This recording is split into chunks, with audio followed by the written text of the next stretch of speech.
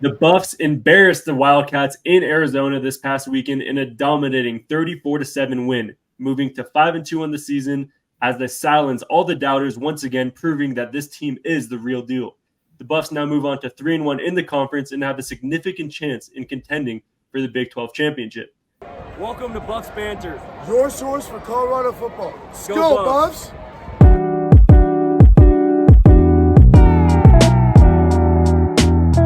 I want to give a huge shout out to our official sponsor, Toot Toot Bites.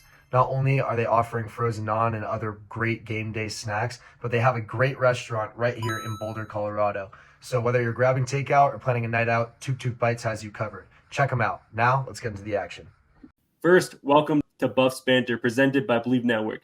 I'm the host, Dean Frank, here with my co-host, Oscar Gonzalez-Moore.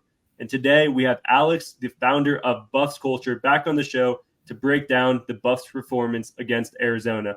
Alex, how are we feeling, man? Great. Thank you guys for having me. I appreciate it. Let's do it. Oscar, just I guess as we start this off, any big takeaways from this dominating win? I mean, in the last pod, we said this was going to happen, and we didn't want to jinx ourselves, but we both predicted a big win from Colorado, and were you surprised in any fashion?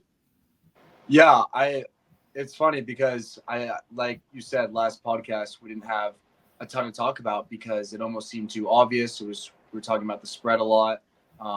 Clearly, Vegas and the people should know now not to fuck with Colorado and Prime. But I think my biggest takeaway is we were able to rest Travis the second half. Shedeur didn't have his best game, and we still won this game in blowout fashion. Last year, if Shedeur wasn't throwing for 300 yards, we had no chance to win a game. You know what I mean? And it's just this game symbolizes and shows how much this team has changed, what the Coach Prime culture really looks like, and is really just a message to the rest of the college football world that, hey, we might not win the college football playoffs this year, but Colorado is for real this year, and I think they're only going to keep getting better. Yeah, Alex, just biggest surprises from you coming into this game. Did you have the Buffs winning out big beforehand, or what surprised you after the win?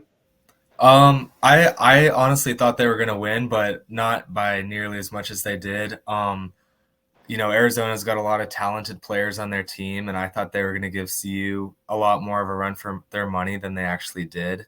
And I was very, very pleased to see, just domination from start to finish. And like you were saying, I 100% agree with it's nice to see when, Shedeur isn't playing as best as he can and you can still come out with a great win like this. Just like last year, that's a great point. But I feel like even earlier this year, we were relying on Shedeur to play perfect ball to win games. And it's just really nice to see, the team stepping up even when Shedeur isn't having his best game. The running game looked really good, 155 yards, averaging a healthy 4.5 yards per carry. And what I was most impressed with was the pass rush.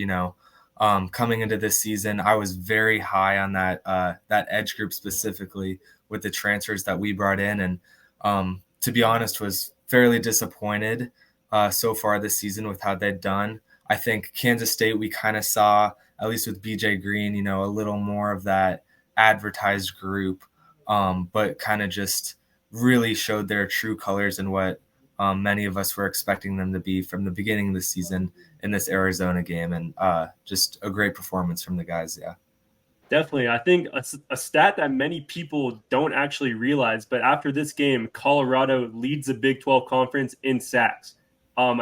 7 sacks in the game. This was most sacks we've had in decades, I guess. And the thing that I like is just we're spreading the ball. We're spreading all these sacks. Like the depth on this team is like any other. Last year, just like Oscar just talked about, it really was just a 2-man show. It was Shedeur and Travis. If neither of them can get going, honestly, we just didn't have a chance. But this game, just like we saw, Travis Hunter he was sidelined for the second half. I'm hoping it wasn't because of injury. I know Coach Prime said he was banged up, wasn't looking himself, but when you're up 3 touchdowns going into the second half, we didn't even need Travis, and that goes a lot towards the depth that we had on this team.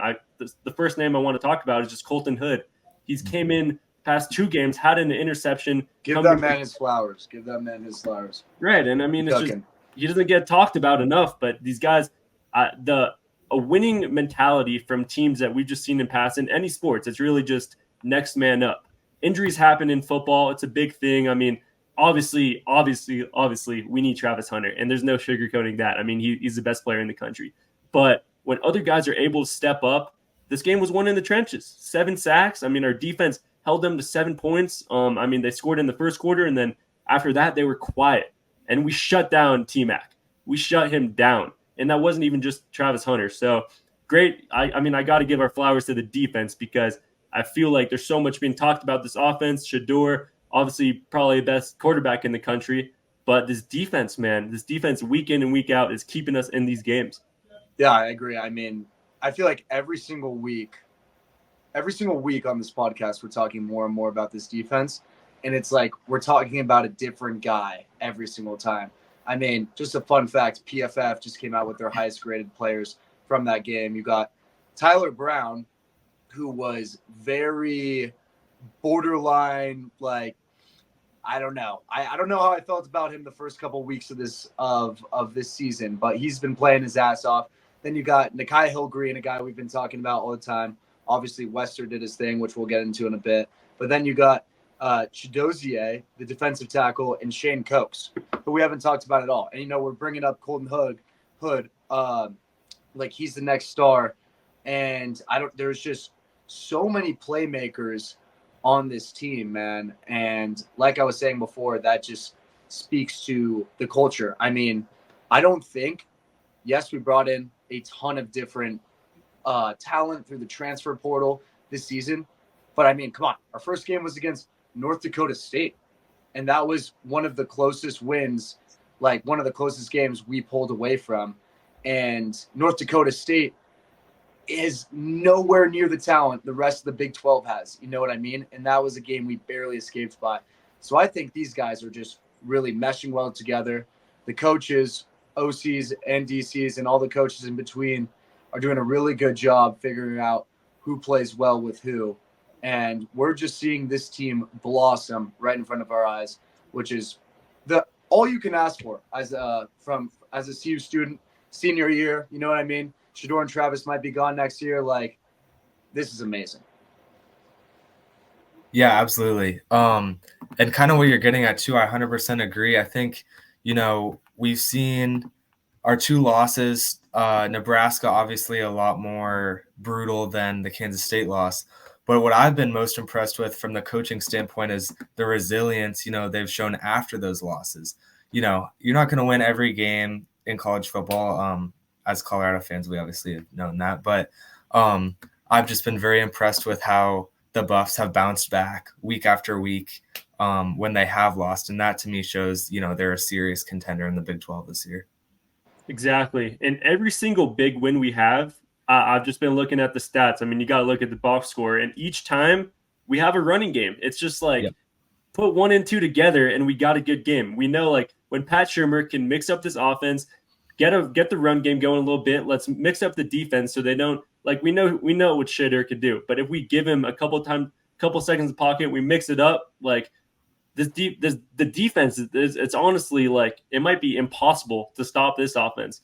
I want to talk about Isaiah Augusta because he got the start, 14 carries, 53 yards, only 3.8 average, but he had the touchdown as well. But I feel like it is super clear that when he runs the ball, he is that workhorse guy. Like he puts his head down, he runs through every single play. It's a hard fought battle. Nothing against Michael Welch, who I guess he only went 1 for 8. I think he is coming off a little hamstring injury. Dallin Hayden as well was there, but I think Augusta is our guy. I like running with a 3-headed dragon there, and there's no bad component in mixing up the backfield. But I think if we can keep Augusta going and just settle with that rather than every single week we change it up. And now I feel like we're halfway into the season. We're coming up on our second bye. Like I would like to see a little more consistency with the running game, just so it's not every single week where we have to come on the pod and say, why didn't we have a run game? Like we know that this works when we force it. So I think we keep the run game, and I guess I don't want to look too much into the next upcoming weeks. But I just wanted to hear what you guys thought about the Big 12 conference is wide open, man. I mean, there's BYU, there's Iowa State, there's Kansas State, who's ahead of us. Cincinnati's actually right there with 3-1 in the conference as well with us. But this conference is wide open for us, and I think we've played the toughest ball yet, really, with just Kansas State. I guess for both of you, what expectations do you have going forward? Was Arizona just a fraud team, or is this team the real deal? Yeah. I think it's a little bit of both. Obviously, Arizona was ranked in the AP top 25 coming into the season, which was a big mistake. But, you look back at some of those rankings, man, they even had Kansas in there, which is just laughable at this point. That being said, as an optimistic Colorado fan who wants to, Deion was talking about in the press conference, he was like, we want to get Peggy to a bowl game. We don't want to get her to some bowl game, we don't want to get her to a nice one, which means like either if we're not going to win out, we're going to have one loss, and that feels like it's going to be a conference game. I'm optimistic, though. I think this team can win out. I don't know of any other team, Dean, we've talked about this before. This team is literally a reality TV show. And if we want to keep, this is such a bad analogy, but what I'm trying to get at is if we are really this reality TV show, then let's make it a crazy ending. You know what I mean? Like, let's win out. Let's see what happens. Let's give ourselves a chance, because I don't know when this team is going to be that good again. Yeah, we got Juju coming into town this weekend, and he decommitted from USC. Like, if we get him, great. But are you ever going to find another Travis Hunter? And can Juju live up to being as good as Shador, possibly the best quarterback in college football right now? I don't know. And on top of that, that's Coach Prime's son. Like, you're just never going to find a storyline like this again. So, sorry, I kind of went off topic there. But to answer your question, I think this team is the real deal. And I think we can win out the season and go to the Big 12 the Big 12 championship game. Yeah, I don't see a reason why on paper CU shouldn't be favored in every one of their remaining games. I think as someone that was very high in Arizona coming into this year, I think coaching has something to do with it, just with injuries as well. They've been very banged up. But it definitely has something to do with Colorado. You can't just discount that as well. Arizona has had some struggles this year, but still a great performance by CU, and I think that's nothing to discount going forward. I think Cincinnati will definitely be a tougher game, but not nearly – I don't think any team for the rest of the year will be nearly as tough as Kansas State. Tech will be a little tough on the road. Utah doesn't have Rising for the rest of the year, so that game has a completely different outlook than it did at the beginning of the year, and Utah struggled as well. Kansas is a train wreck right now, and Oklahoma State isn't what we thought they were going to be either. So it's just completely wide open for CU to take it, and really excited to see what they do with that going forward. And kind of going off your point, I feel like, there is some urgency this season with it being Shador and Travis's last year. You're not going to find another Travis Hunter. It's just, he's a generational player. You're not going to get another chance with him on your team. And regardless of who they fill quarterback with next season, whether that's a freshman like Juju Lewis or a transfer quarterback, you're not going to find a quarterback as good as Shador next year. And if you do as a freshman, they're not going to be able to develop into that for, another 2-3 years if you're lucky and you hit on that and develop them well. So it just feels like there's some urgency this year, and the opportunity is there as well. So I'm really excited to see where the season takes us. Yeah, I got to just say, after covering this team the past couple of years, I'm so done with the corporate media BS, right? I mean, the ESPN College Game Day, they're so roller coaster of emotions with this Colorado team. We lose, like we're on the center of earth, like no one wants to talk about us, like Deion that, and then we win. Now all of a sudden College Game Day is all picking us to win. And it's just frustrating because at this point, I'd rather be the underdogs. I still have no clue why we were ranked underdogs under Arizona this weekend. Like, I have no clue what Vegas was looking at. I think honestly, for the first time, Vegas was wrong. Like, Vegas always knows what's up, but there was no reason for us to be underdogs here. And we're halfway through the season. I feel like we know what this team is. We know when healthy, we know the potential of this team as well. Like, there's no reason for the media side of sports to keep hating or doubting on this team. We've proven we are the real deal. And when it comes to the AP poll, I mean, I talked about with this Oscar right before this pod, but like, I thought there could be a chance we would be ranked top 25, even if it was 25. I mean, the people could say, oh, we haven't beat anyone, but it's like looking at the rest of our season, it's like we have no one else to really beat that'll be better than Kansas State. Obviously, I wish we won that game, injuries, whatever, I'm past it.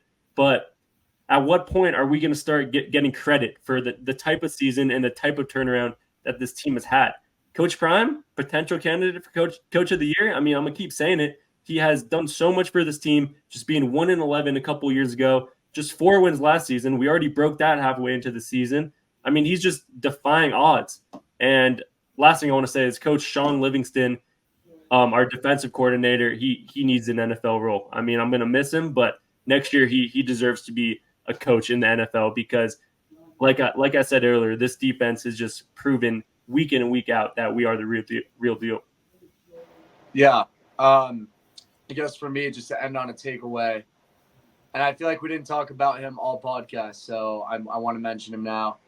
LeJohntay, have a day, Mr. Wester. I mean, like, that's the one pro I can think about Travis coming out of the game is there's more opportunities for other people on the floor. And, man, did LeJohntay make the most of it. And we've been waiting for this all year, bro. Mr. FAU, he went crazy. Like, he's been used to being that number one option. And finally, he has his breakout game. Still waiting on one from Shepherd. I mean, it seemed like LeJohntay just got targeted more. In fact, he got targeted 50% more than Shepherd. But they were getting around the same yards, It was like 13 to 15 yards per catch for both of them. So, yeah. Anyways, this isn't about Shepherd. Shepherd, do some shit, and we'll talk about you. LeJohntay, great job, my man. The one hand grab touchdown wasn't enough for you, for Shepherd?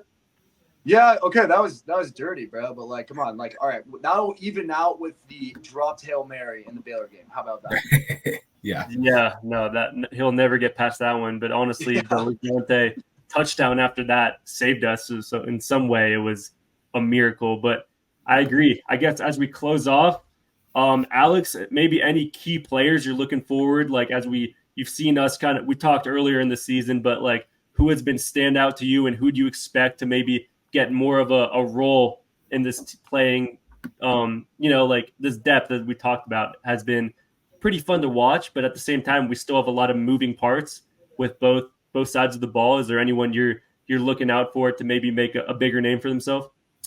Kind of disagreeing with your point, Oscar, before. I honestly think Will Shepherd has played really well the last couple weeks. He has had some drops, and trust me, I've been very frustrated with that as well. But he scored a touchdown in the last 3 games, and 54 yards this past week, 83 yards the week before, and 99 yards against UCF. I really like where our receiving core is at, even though, Omarion Miller out for the year, which is a huge blow. He's been a great sort of 6th man role, if you will, for the wide receiver group. And I'm really excited to see where this wide receiver core goes. It seems like, Travis is out for the half and you just got guys stepping up. It's just a very, very deep group. Jimmy Horn didn't really do that much against Arizona, but just so many guys that really, if one isn't on their game or one is hurt, you just have another that'll fill their spot and should really set C's passing game up well for the rest of the year. Yeah, I will apologize to William Shepherd. Oh, you're kidding. I might have had some recency bias, and when I get passionate talking on the podcast, I say some out-of-pocket things. But what I meant by that is, Shepherd, I know you're a dog. Vanderbilt made SEC. Just have 100-yard. Have another 100-yard game. I'm sorry, you said he had 99. Shepherd, you're a beast. We have the best wide receiver core for a reason. in college football. So, anyways, Dean, get us out of here, man. Yeah, to close us off, we got Cincinnati this upcoming week, so make sure to look out for that. We'll have a preview going into that. And if you don't already, follow Alex at Buffs Culture, probably the best Buffs media page out there. Awesome been working with you and just seeing the progress this year. Covering this team has just been awesome. I mean, it really is a reality show. But yeah, we appreciate y'all. Make sure to tune in to our next pod. Follow us, Buffs Banter, Instagram and TikTok. And Sco Buffs. I think if you aren't on the bandwagon already, we don't want you here because the Buffs are the real deal. And if we're underdogs, we'll take it. But Sco Buffs, and let's keep this momentum going forward. Let's go.